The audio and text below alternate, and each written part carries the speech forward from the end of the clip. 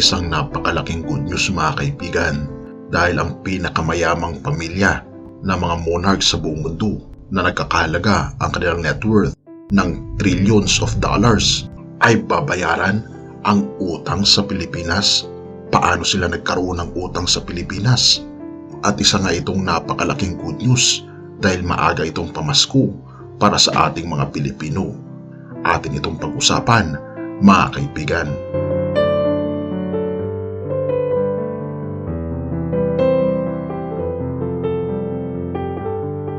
It's the fact that we are here is in itself already an achievement for APEC and for the Asia-Pacific region, as it is a testament to our pandemic response and its economic resilience. It is also clear evidence that our region continues to live up to its potential as a dynamo of cross-border trade and investment in the world. As member economies of APEC, we have a great opportunity to continue nurturing this potential and to continue responding to immediate and imminent challenges. After all, the economic miracles of the past 4 decades were performed by the economies of the Asia-Pacific, and APEC has been nothing less than a driving force of global economic growth. That growth was, of course, interrupted by the pandemic, and our recovery efforts this year have been challenged by soaring prices, supply chain bottlenecks, and serious geopolitical conflict. Ang House of Saud ay ito ang pinakamalaking household ng pamilyang monarkiya ng Saud family na kinabibilangan ng hari ng Saudi Arabia na walang iba na si Crown Prince Mohammed bin Salman.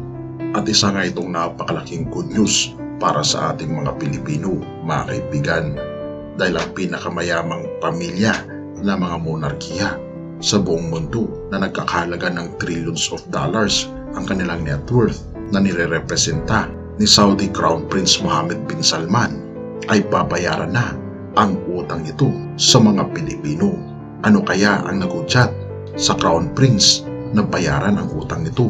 Atin panglaliman ang usaping ito. President Ferdinand R. Marcos Jr. scores big in his first ever trip to the Gulf state of the United Arab Emirates on the second day of his working visit to the booming Mideast country. Just by the demeanor and vibes exuded by the president and his eager hosts in his arrival at UAE's Al Bateen Executive Airport last night, one could sense something huge awaiting the president in his forthcoming meeting with the UAE President Mohammed bin Zayed Al Nahyan, and his hosts did not disappoint. Earlier this afternoon, the president and his UAE counterpart witnessed the inking of a historic free trade deal which would slash tariffs, expand market access for goods and services, ramp up investments on both sides, and create new opportunities for Filipino professionals and service providers in the UAE. Comprehensive Economic Partnership Agreement, or CEPA, also covers digital trade, MSMEs, sustainable development, intellectual property, and competition and consumer protection, among others. Philippine exports expected to benefit include canned tuna, pineapples, bananas, electronics, and other high-demand commodities. Ang Asia-Pacific Economic Cooperation o ang APEC Summit na nangyari sa Bangkok, Thailand ay isa sa mga napakahalagang pagpupulong ng ating Pangulong Bongbong Marcos dahil ito ang meeting sa mga mayayaman na mga businessman, mga leaders at monarchs na kinabibilangan ng halos mayayaman na mga bansa sa buong mundo.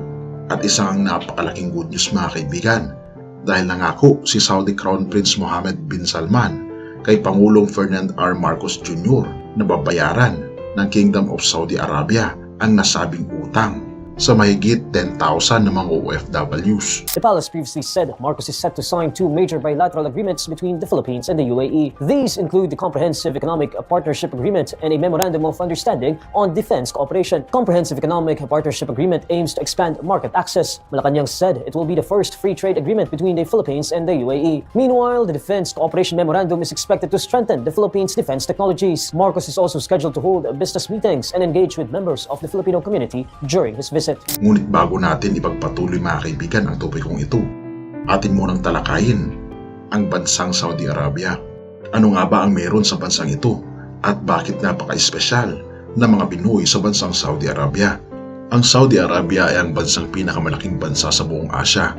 Sinasaklaw nito ang Arabian Peninsula at may sukat na lupain na humigit kumulang 2,150,000 square kilometers o 830,000 square miles. Tinatayang aabot ang kabuuang bilang na mahigit 25.7 milyon ang populasyon ng Saudi Arabia at 5.5 milyon sa mga ito ay mga hindi tunay na mamayan ng bansa.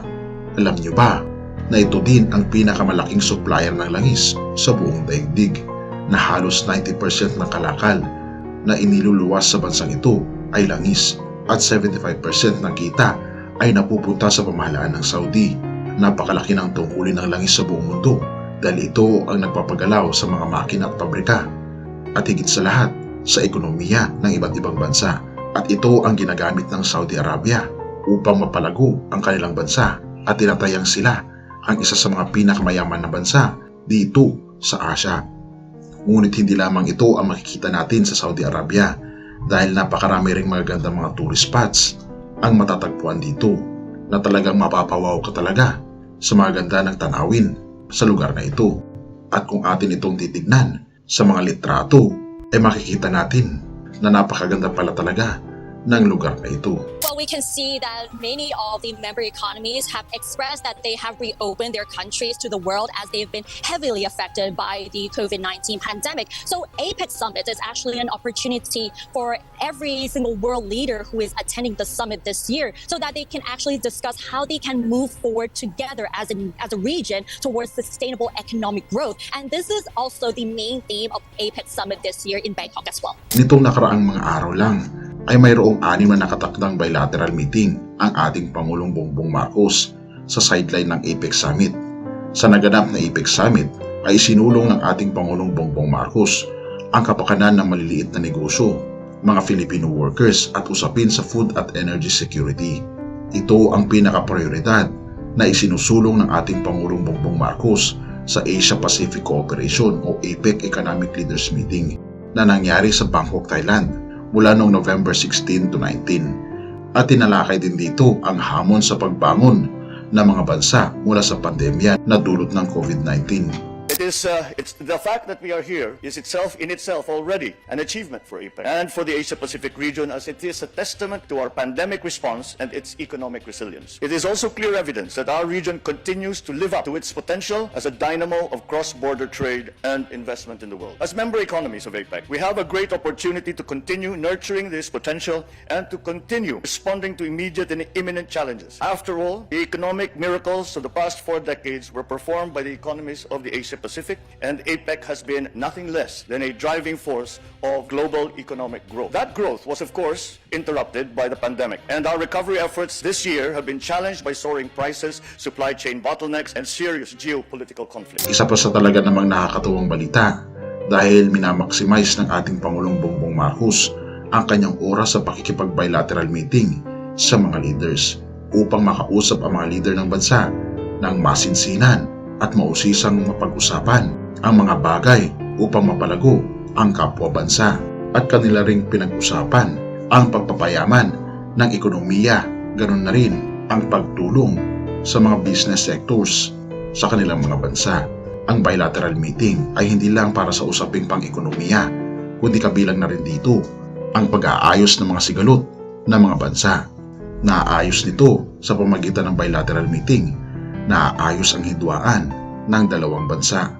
Napag-usapan din nila ang patungkol sa kakulangan ng energy supply dahil alam naman natin na isa ang bansang Saudi Arabia sa pinakamalaking supplier ng petrolyo sa buong mundo.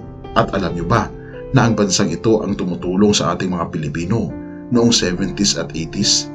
Dahil noong nagkaroon ng krisis sa langis sa Pilipinas ay sila ang ating napagkuhanan ng langis upang mapunan ang pangangailangan natin sa Pilipinas. At ngayon ay gustong ugnayan muli ng Saudi Arabia at patibayan ang relasyon hindi lang sa Pilipinas kundi pati na rin sa ating Pangulong Bongbong Marcos. Makikita talaga natin na isa-isang nanliligaw ang mga iba't ibang bansa sa ating Pangulo. Ito ay dahil alam nilang napakayaman talaga ng ating Pangulo dahil na rin ito sa mga gold reserves sa mga bangko sa buong mundo. At hindi lamang yan, sapagkat isa talagang henyo ang ating Pangulong Bongbong Marcos sa pagpapatakbo ng ekonomiya ng ating bansa. Pero ano nga ba ang purpose ng bilateral meeting? Ito'y upang mapaigting ang foreign relationship and at the same time, magkaroon din ng mas maraming business opportunity para sa ating bansa.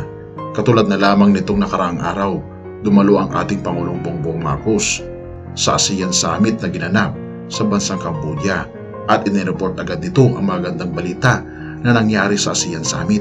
At pagkatapos nito, sumunod naman ang APEC Summit na ginanap naman sa Bangkok, Thailand. At yun nga, nakatakda ang 6 na bilateral meeting ng ating Pangulo. At alam nyo ba kung sino-sino ang mga ito? Nauna dito sa bilateral meeting ay ang China. Pagkatapos nito, pumangalawa naman ang Thailand at sumunod ang Saudi Arabia. At iba pa, napag-alaman natin na kinausap ni Pangulong Bongbong Marcos ang Crown Prince ng Saudi Arabia at nagbigay ito ng isang napakalaking sorpresa sa ating mga Pilipino. Ito ay ang mga hindi nabayaran ng mga OFW noong taong 2015 hanggang 2016. Tinatayang 10,000 katao na OFW ang hindi nakakuha ng kanilang sweldo dahil sa pagkalugi ng kumpanya na kanilang pinasukan. Ika pa dito, napakagandang balita talaga at pinaghandaan talaga tayo ni Crown Prince. Yung desisyon na yan ay nangyari lamang noong nakaraang ilang araw at dahil nga magkikita kami at sabi niya ito yung regalo ko para sa inyo. Ito ang pahayag ni Pangulong Marcos sa naging anunsyo ng Saudi Arabia. Sa kabilang dako naman, sinabi naman ng Department of Migrant Workers na ang nasabing pangako ng Kingdom of Saudi Arabia ay ang pambayad sa mga OFWs na hindi nabayaran ng kanilang mga sahod nang magdeklara ng bankruptcy ang kanilang mga kumpanya noong 2015 at 2016. The Crown Prince, His Royal Highness, announced and said that this was his gift. He really prepared for this, and this was an agreement reached by the Saudi government just a few days ago. Wika ni Department of Migrant Workers Secretary Susan Ople. Tinatayang nasa 4.6 billion o 2 billion reals ang umano'y dapat bayaran na sahod sa mahigit 10,000 OFWs ng Saudi Arabia. Ang mga hindi nabayarang back wages sa mga OFWs ay isa sa mga dahilan kung bakit nagpatupad ng deployment ban ng mga OFWs sa bansang Saudi Arabia. Subalit binawi rin ito noong September 2022 matapos inanunsyo ni Ople na aalisin ang deployment ban at maaari nang magpadala muli ng mga manggagawang Pinoy sa naturang bansa simula ngayong Nobyembre. Pero alam nyo ba ang pinaka nakakapagtaka sa Crown Prince, kaibigan? Dahil balita na malapit daw talaga ito sa mga Pilipino. Paano nga ba ito nangyari? Well, alam naman natin na madaming mga Pilipino sa Saudi, kaya hindi maipagkakailang madaming mga kababaihang katulong ang namamasukan dito. Yes mga kaibigan, nagkaroon ng isang yayang Pilipina, ang Crown Prince ng Saudi Arabia, at ito ang nagsilbing pangalawang ina niya. Ito pala ang dahilan, kaya pala malapit ang puso ng Crown Prince sa mga Pilipino dahil sa isang Pinay na tinatawag niyang nani ang nag-aruga sa kanya simula noong bata pa ito. At isa pa sa napansin ko, katulad ng ating Pangulo, proud itong ipakita sa buong mundo ang kanilang tradisyonal na kasuotan. Katulad ng pagrespeto ng ating Pangulo sa tradisyonal na kasuotan ng mga Pilipino. Dito natin makikita na sobrang respetado talaga ng ating Pangulo at talagang pinagmamalaki niya na siya ay Pilipino sa pagsuot ng mga tradisyonal na kasuotan. At balik na tayo mga kaibigan sa ating topiko. Kung ating makikita, hindi kaya kung bakit nais makipag-alyansa ng Crown Prince sa ating Pangulo at kung bakit niya binayaran ang mga utang na ito ay hindi lamang sa mga rason na aking binitawan kanina mga kaibigan, kundi hindi kaya nais umutang ni Mohammed bin Salman sa ating Pangulong Bongbong Marcos dahil isa rin siya sa nakakaalam ng mga ginto ng mga Marcos. Pero kung sila na ang pinakamayaman na pamilya sa buong mundo, hindi kaya nais pa nilang dagdagan ang kapangyarihan ng kanilang pamilya sa pamagitan ng ating Pangulong Bongbong Marcos? Ano ang masasabi niyo mga kaibigan sa topikong ito? At ano kaya ang katotohanan sa opinyong ito?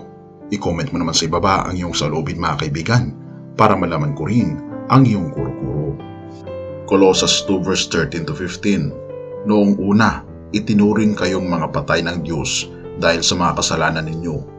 Pero ngayon, binuhay kayo ng Diyos kasama ni Kristo. Pinatawad niya ang lahat ng kasalanan natin. May pananagutan dapat tayo sa Diyos dahil hindi natin matupad ang kautusan. Pero inalis ito ng Diyos sa pamamagitan ng pagkapako ni Kristo sa krus, kaya hindi na tayo parurusahan.